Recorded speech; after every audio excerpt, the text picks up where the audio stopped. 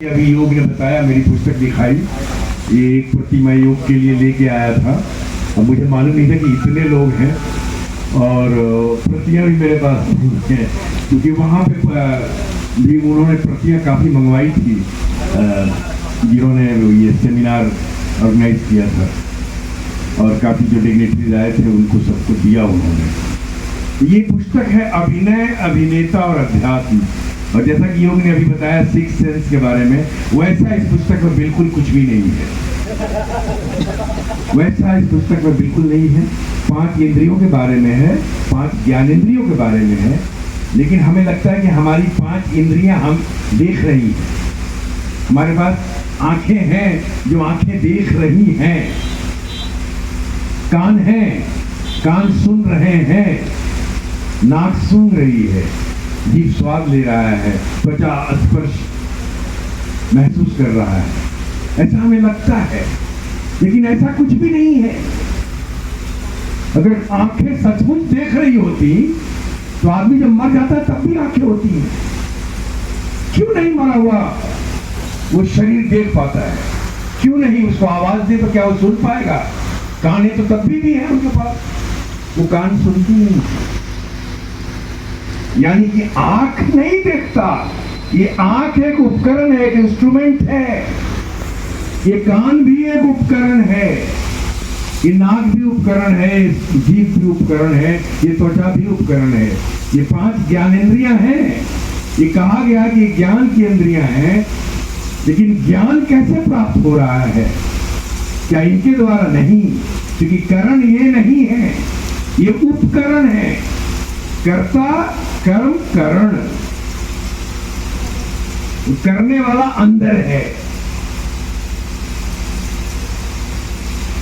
रूप, रस, गंध, स्पर्श, ये 5 तन मात्राएं हैं। रूप के कारण आंखें देखती हैं, इन तन मात्राओं के कारण। रस के कारण जीभ स्वाद लेता है, शब्द के कारण कान सुनते हैं, गंध के कारण नाक सूंघता है, स्वाद के कारण भी स्वाद लेता है, रस के कारण।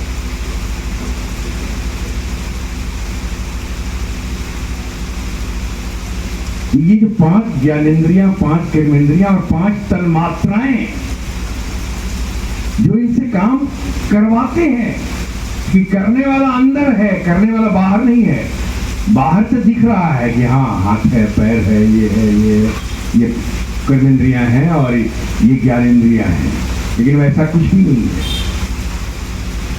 तो हमें तैयारी उनकी करनी है, उन तन्मात्राओं की तैयारी हमें आंख, कान, नाक, होंठ, मुंह का नहीं करना है, जीभ का नहीं करना है। तैयारी उपकरण का नहीं करना है, तैयारी करण का करना है, जो करने वाला है।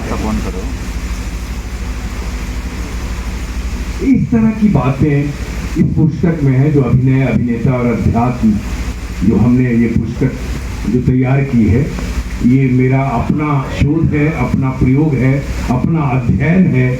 और जो मैंने अभिनय में प्रयोग किया है, वो सारी बातें उसमें है। कभी भी हमारे किसी भी रंगकर्मी ने अध्यात्म की बात की नहीं, कि अभिनेता के लिए, रंगकर्मी के लिए अध्यात्म की बड़ी आवश्यकता है। अध्यात्म का मीनिंग बाजार में बदल चुका है, आप सबको पता है। ये उस अध्यात्म की बात मैं बिल्कुल नहीं कर रहा हूं।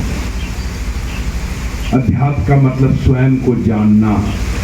स्वयं को या तो संत, कोई तपस्वी जानता है, या तो फिर अभिनेता जानता है, जो अपने आप को साधे, जो साध सके। किसको किसको साधना है? मन, बुद्धि, चित्त और अहंकार, और अपने 5 तन मात्राओं को, रूप, रस, गंध, शब्द, स्पर्श, जिसके कारण ये उपकरण काम करते हैं, जो उपकरण दिखाई दे रहा है। तो अपने भीतर की व्यवस्था को, जो यांत्रिक व्यवस्था है, अंग्रेजी में क्या है, मशीनरी सिस्टम है अंदर, उसको जानना ही स्वयं को जानना है, और वही अध्यात्म है। उस अध्यात्म की बात कर रहा हूं मैं। पूरे विश्व में जितनी संस्थाएं हैं अभिनय की, वो अमेरिका हो, इंग्लैंड हो, जर्मनी हो, फ्रांस हो या भारत हो या और भी सारे देश हो, हर जगह अभिनय में स्टेनिस्लविस्की की मेथड एक्टिंग पढ़ाई जाती है। मैजिक या कहा था ऑब्जर्वेशन का डंडा शुरू में जैसे रंगमंच में बच्चे आते हैं ना, डायरेक्टर थोड़ा अपना नॉलेज दिखाने के लिए ऑब्जर्वेशन का हंटर मारने लगता है, उनके सर पे ऑब्जर्व किया करो, थोड़ा देखा करो आसपास क्या हो रहा है, लोगों को देखो, ये बातें होती हैं, बड़ी अच्छी बातें हैं। लेकिन स्टेनिस्लविस्की ने सिर्फ इतना ही नहीं लिखा है। स्टेनिस्लविस्की को जब स्टालिन ने जेल में डाल दिया तो उनकी आखिरी किताब उन्होंने लिखी और उसका नाम लेगेसीज एंड प्रिंसिपल्स ऑफ स्टेनिस्लविस्की। और उसमें वो लिखते हैं कि जब मैं तैयार हुआ, ट्रेंड होकर जब निकला और रंगमंच करने लगा, अभिनय करने लगा, अलग अलग रोल्स करने लगा, करता गया, जब मैं अपने 50 में पहुंचा तो मुझे लगा कि जो मैं कर रहा हूँ मैं तो कर ही नहीं रहा हूँ और मैं कुछ अलग ढंग से कर रहा हूँ। लेकिन अब मैं जो कर रहा हूँ, ये जो परिपक्वता है, जो सारी चीजें हैं, ये मैं नहीं कर रहा हूँ, ये कोई शक्तियां हैं जो करवा रही हैं। और मैंने इसके बारे में कभी नहीं सोचा, लेकिन अब सोचता हूं तो पता चलता है कि ये शक्तियां क्या है। ये शक्तियां स्पिरिचुअलिटी है। तो हर एक्टर स्पिरिचुअल है। ये स्टेनिस्लविस्की ने कहा है कि वहां गणपति नृत्य करने वाले, वहां भगवती का लास्य होने वाला है, शिव का तांडव होने वाला है?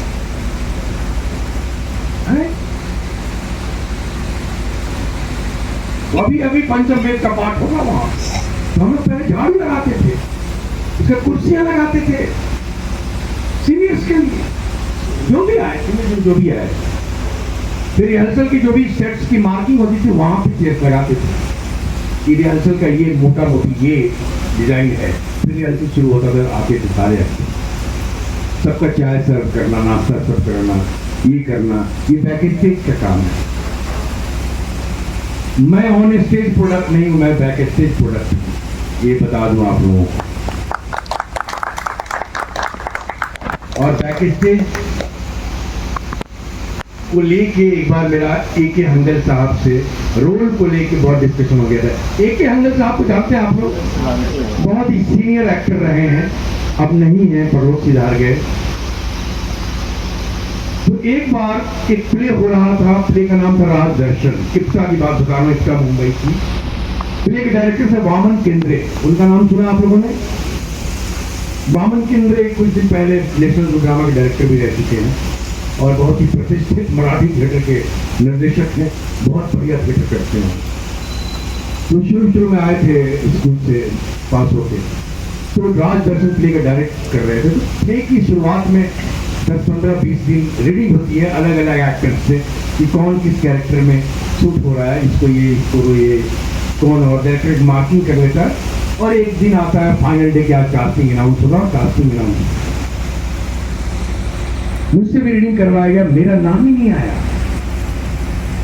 और मुझे लग रहा था ये वाला विलेन वाला रोल मुझे मिल जाएगा। अब मैं पतला दुबला काला के उठा, लंबे बाल में स्टाइल में था, लेकिन कास्टिंग ही नहीं किया। हम मेहनत बहुत कर रहे थे, हर नाटक में बैक स्टेज करते थे, छोटे छोटे रोल मिल रहे, बड़े रोल मिल ही नहीं रहे। नाटक का एक अलग संघर्ष है रोल्स का, अब पता नहीं उतना है कि नहीं, लेकिन पहले बहुत होता था। तो मैंने कास्टिंग जब उन्होंने अनाउंस किया तो मैंने कहा कि मैं कुछ पूछना चाहता हूं। और इप्टा का एक ट्रेडिशन रहा है कि जब भी कोई बाहर से डायरेक्टर आता है और कास्टिंग जब अनाउंस करता है वो अपने प्ले का, तो सारे सीनियर्स आ जाते हैं, कुछ 60-70-100 लोग होते हैं उस दिन। उस नए डायरेक्टर की एक मोराली पुस्तक में कि मैंने पूरी इप्टा आपका वेलकम कर रही है और आप प्ले करिए। और इस तरह तो कास्टिंग अनाउंस हुआ, मैंने हाथ उठा दिया कि मेरा नाम क्यों नहीं बताइए। नहीं नहीं, वो मैंने इनको कास्ट किया है। मैंने कहा जो लड़के को कास्ट किया वो तो पीछे पढ़ भी नहीं पा रहा है। नहीं, डबल कास्टिंग में मैंने उनको किसी बड़े एक्टर का नाम ले लिया। मैंने कहा अब मुझे चुप कराने के लिए आप बड़े एक्टर का नाम ले लिया, कास्टिंग तो आपने इनका किया और इन्होंने कभी काम भी नहीं किया एक्टर में। इस तरह की कुछ बातें हुई, तब तक एक ही हंगर साहब ने मुझे डांट दिया। ये मैं भूमिका बता रहा हूं, असली कहानी अब सुनाऊंगा। एक ही हंगर साहब ने मुझे डांट दिया, चुप करा दिया कि आप गिफ्टा के डायरेक्टर की कास्टिंग को चैलेंज करना है। क्योंकि मैंने ये कह दिया था कास्टिंग करने में अगर इतनी दिक्कत आ रही है तो सारे रोल्स को रख दो सामने और बोल दो जिसको जो मन करे आकर परफॉर्म करे, बेस्ट जो करेगा वो रोल ले जाएगा। मैंने इस तरह का, तो हंगर साहब ने मुझे डांट दिया तो मैं उठ के चला गया। हम भी जवानी से दम भरे हुए हैं।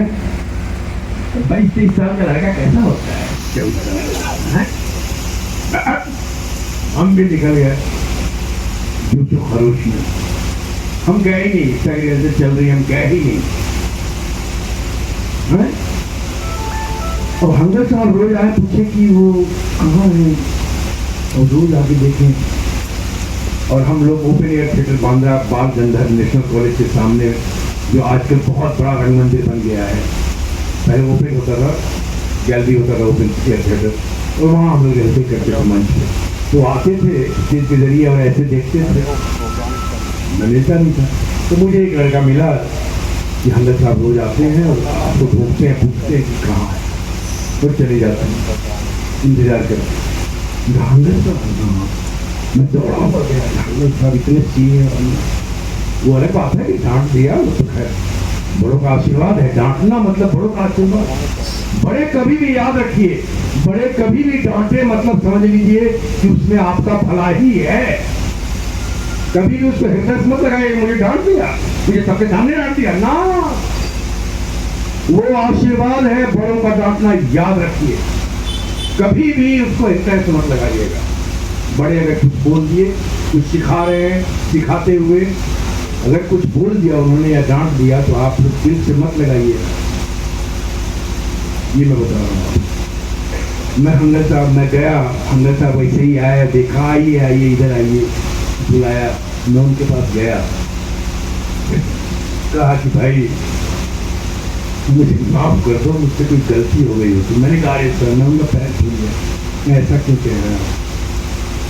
उनका कभी कभी डायरेक्टर से गलती हो जाती है। आपके जाने के बाद कमेटी की मीटिंग बैठी आपके लिए और कमेटी वालों ने ये कहा कि वो लड़का सही कह रहा है, वो रोल कर सकता है। जिस लड़के को दिया गया वो पार्शियलिटी करके दिया डायरेक्टर। तो कभी कभी डायरेक्टर से गलती हो जाती है। और उसके बाद उन्होंने एक कहानी सुनाई, वो मैं सुनाने के लिए ये भूमिका आप लोगों को बताया। उन्होंने कहानी ये सुनाई कि 1955 वो एक प्ले डायरेक्ट कर रहे थे। इस प्ले का नाम था डमरू, और डमरू का जो शो था वो छबीलदास ऑडिटोरियम दादर में था। उस जमाने में फोन नहीं हुआ करता था, मोबाइल नहीं हुआ करता था, लेकिन थिएटर वालों पे एक दूसरे को इतना विश्वास है कि एक्टर आए मिला है और हम निभा रहे हैं। तो जो चित्र है वो स्मृतियों का, इन स्मृतियों का खदान है, भंडार है, एक गोदाम है। इतना भरा हुआ कैरेक्टर्स उसमें ऑलरेडी भरा हुआ है, और वही जागृत होता है जब आप तैयारी करते हैं, वही जागृत होता है। वो अजीब सा लगता है कि हमने वैसा कुछ देखा था। वो आपके भीतर ही है, वहां आपने देखा था, और वहां से वो चीज जागृत होती है जब आप तैयारी करना शुरू करते हैं।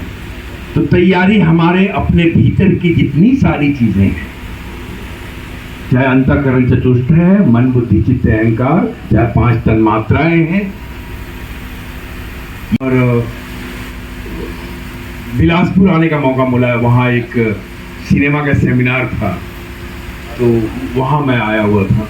तो हमने योग कहा कि लौटते लौटते मैं देर रात की फ्लाइट करवा देता हूँ, मैं लौटते मैं सबसे मिलूंगा, अगर संभव हो तो, अगर लोग फ्री हो तो बड़ा अच्छा लग रहा है कि सब कोई आप आए, और मेरा ख्याल है बहुत देर से इंतज़ार कर रहे हैं आप लोग। तो मैं क्षमा चाहूँगा, मैं अमरकंटक चला गया था सुबह सुबह, और मुझे मालूम नहीं था कि वहाँ 2 घाटियाँ हैं बीच में रास्ते में, तो उसके लिए 1-1 घंटा अलग से लगता है, 2 घाटियाँ। तो वहाँ से यहाँ तक की जर्नी 5-5.5 घंटे की है। तो मैं सुबह से कार में ही बैठा हूँ, अभी जाके सोफा पे बैठा हूँ। और सुबह से मैं ड्राइवर के पीछे बैठा हुआ था, अभी आप लोगों के सामने बैठा हुआ।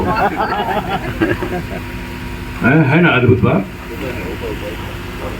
तो सब कोई थिएटर के लोग हैं, तो कुछ ज़्यादा कुछ थिएटर के बारे में बात करने की आवश्यकता नहीं है।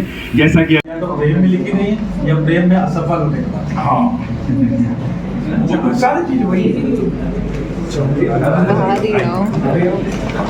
ये बहुत कमाल है। हाँ, फोटो